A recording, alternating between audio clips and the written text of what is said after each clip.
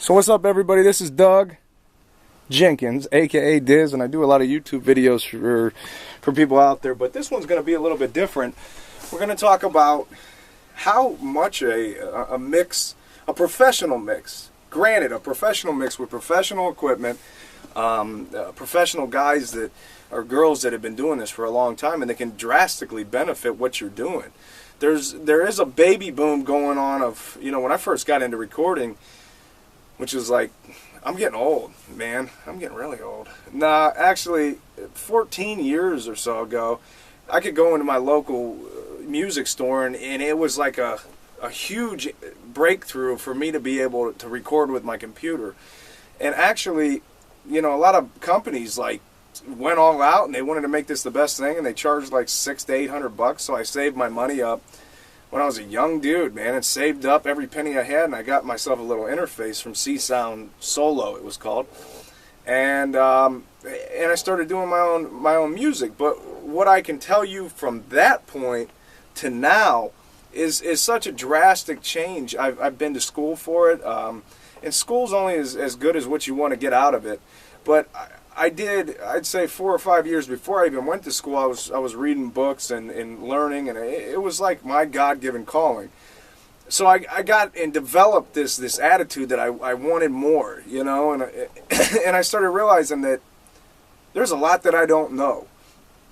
And I think there's a lot of guys out there they're amazing musicians, and they're falling short every time. You don't know why people aren't showing up to your shows, and why you're not, gaining any kind of record label support, or you're not getting any investments. And one of the things that I heard from a major label gentleman that worked for one, he said, if somebody can't invest in themselves, why would I want to invest in them?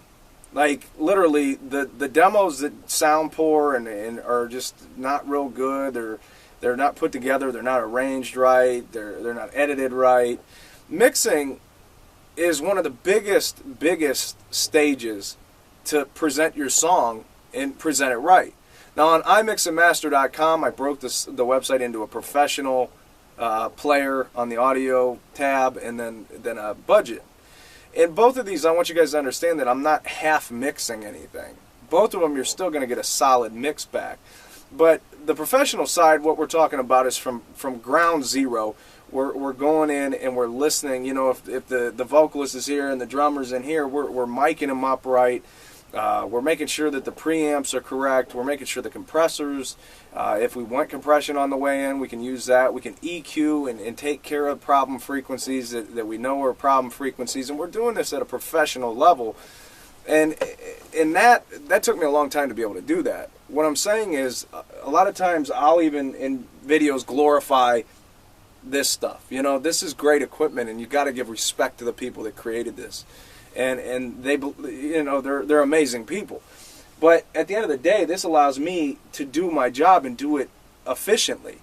But if I don't know what knobs I'm turning, or I don't understand that yet, what I'm going to do is I'm literally going to give you back something that's going to sound better, but not better. It's going to sound quality-wise great if I have the equipment, but it's just not going to sound right. The other thing is there's guys that are great at what they do, but they're lacking the equipment, and that's where the budget sort of jumps up a little bit. And we make it with what I'm doing. I'm working with a gentleman that we sort of partnered up, and he has a great tracking spot and great equipment. And we understand that the independent budget, we're similar to you. I mean, professional artists don't come in the door every single day, so we have to bend and budge ourselves, and we do a lot of work for a lot less than we know it's worth.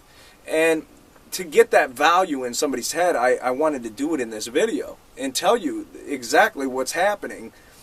The mixing stage is sort of getting overlooked because the mastering, like personally myself, I can master a song for $75. And you're like, wow, that's great, but why do you think the mix costs more? It's not that the master is not a very valuable thing, and it's not as valuable. So start looking at money and music a little bit different than you look at it like going to Walmart and buying yourself something off the shelf. It's the last step, so I make it affordable for people, but sometimes I find that as a mistake that I've been making, because a lot of people are sending me stuff, and I'm like, man, I could have made that sound a lot better in the mix.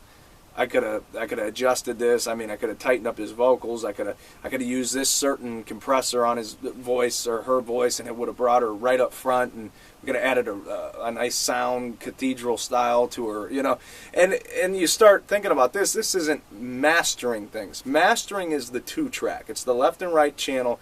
And in the mastering, my ears and my mind's thinking, well, you know, that 250 hertz range is a lot bigger than it should be. Maybe we can calm that down, and we might use an EQ like a Millennia, surgically sort of just take it and calm it down, so now the whole image is there, and that's not masking the entire sound field, and you're thinking, wow, it sounds muddy. That's what causes muddy. The lower mid frequencies are sort of just jumbled together.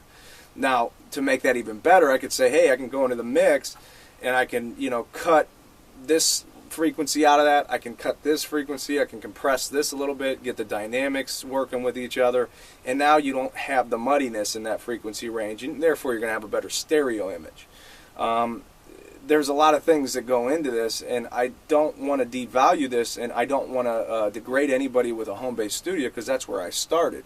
But if you are on the level where you want your music professional and you know you have a product, and when I say product, that's the business version for you got an awesome album going here, but you know that you could deliver it to people, you know you could have fans for it, and you know that there's a market for what you're doing, and you want your name known, and you don't want to, you know, go back 4 years from now and be like, man, I wish we would have remixed that album.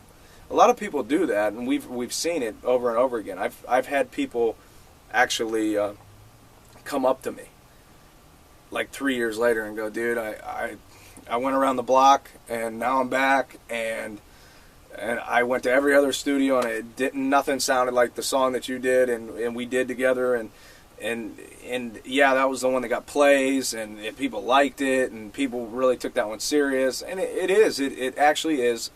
It makes people take you serious, because if a person or a fan buys an album that was professionally done by like Sony or something like that, they're gonna know when they pop it in their iPhones or their iPads or their car, they're gonna go, yeah, this sounds great. There's no muddiness. It's clean. Everything's right there. So there is a creativity to technical. You got to understand that we're not just a bunch of dudes that just tweak knobs and yeah, you like that. But there are bad mixing engineers, and they're great mixing engineers. Same thing with mastering, because mastering is a little bit easier, and a lot of people think that's an easy process. When I said easier, it's easier to make people think it's an easy process. That's what I meant. You know, this kind of stuff, yeah, would I buy it again? Yeah, because I know for a fact, you know, this kind of EQ and this kind of compressor is going to get me where I want to go, and it's going to make everybody happy, and this, you know, the song's going to sound great. The converters, I could have easily went out and said, you know, I'll spend $200 on the converters, but I knew for a fact I had to spend the money and I had to invest the money. And I know where we're going with the music, and it's sort of like, you know, if you want to keep going and you want to get to the professional, this is professional. And, you know, the other spot that we're working out is it's professional. And, you know, once you have the equipment and everything, you can find your own engineer and whatnot and say, yeah, this guy really gets where we're going, and use that person. And really, one thing that I wanted to say on this video is, you know, I can teach you everything about a preamp, I can teach you everything about an EQ, I can teach you everything about a compressor, I can teach you about mic placement, I can teach you about what mic would sound good on your voice, what this, what that, but if you take the engineer out of the equation, there's way too many knobs that aren't being touched. It's sort of like anything else in this world, you know. If you're great at something, think about what you're great at. And when you think about that long and hard, if it is playing a guitar, nobody ever said that you're on stage with a guitar and you're like, oh man, I think 1K's interfering with your voice over there, you know. And it's like, and you know, your vocalist is like, what are you talking about, dude? Just freaking play the song.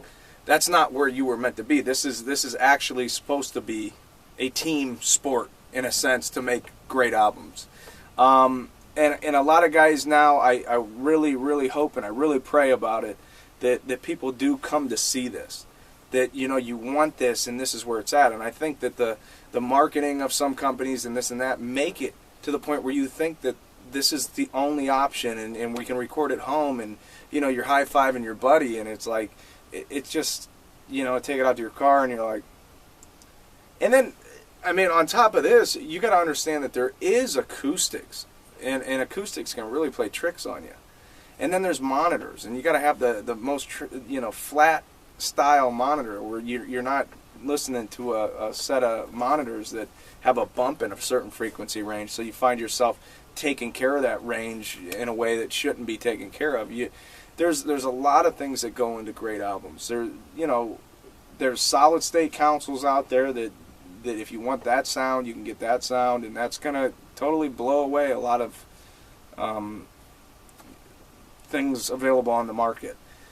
MOV consoles, I mean, API consoles. I mean, there's very, very, very great equipment that a lot of you guys don't ever have a chance to hear, and that's what we're trying to make it available, because we do have preamps from API and MOV and solid state, and we have some of the greatest EQs that you can get. We have some of the greatest compressors you can use. We have some of the greatest mics you can use. But once again, you can give everybody that same setup, and it's all about earning to get to it is really the path that I took, because I started at a home base level, and then I moved up, and I continued and continued, just like some guys practice, you know, drums or guitars or vocals. I practiced EQ and compressors and dynamics and limiters and effects, and I really, at this point in my life, am really confident to say, yeah, you're going to get something back, and it's going to sound great. But it's almost like pulling teeth sometimes to get a person that doesn't understand this. They have to bump their head like a lot of times and realize you're wasting more time. Unless you're an engineer, unless you want to be an engineer, because this is what you got to do. But if you're a musician and you're like, I don't even like mixing, I don't even like that stuff, then you're really wasting your time trying to go out of your way to mix. Because it isn't just turning up some volume and panning a few things here and there. To get that professional sound, there's a lot more to it as far as working with the tools necessary to do it. And a lot of guys really don't even understand those tools yet. And that's not, you know, I'm not here to demean you. And that's why I do the videos, because I want people to learn, you know. But I want you to also be smart enough to realize, hey, I'm not there yet. And now I understand that professional recording is catering to a different standard as far as quality, and we can provide that, and we're making our services available, and I'm especially making myself available for it, because I love having a lot of work, and I love to. I mean, if I wake up tomorrow and have 3 songs, I might say, man, I got to get 3 songs out this week. You know, that's fun to me. I don't know how any other way to explain it. But once again, my name's Doug Jenkins, aka DIZ. You can find me at imixandmaster.com. If you want to call me, just contact me, send me your email, and I'll send you my number. I just don't like putting my number out there, because I did that once and I had some crazy calls. So y'all have fun, y'all. we from the country. No, I do a lot of hip hop, rock.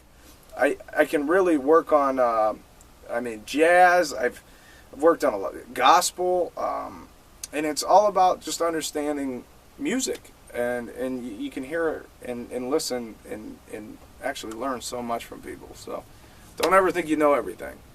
I do, but no, I'm just joking. I'm out.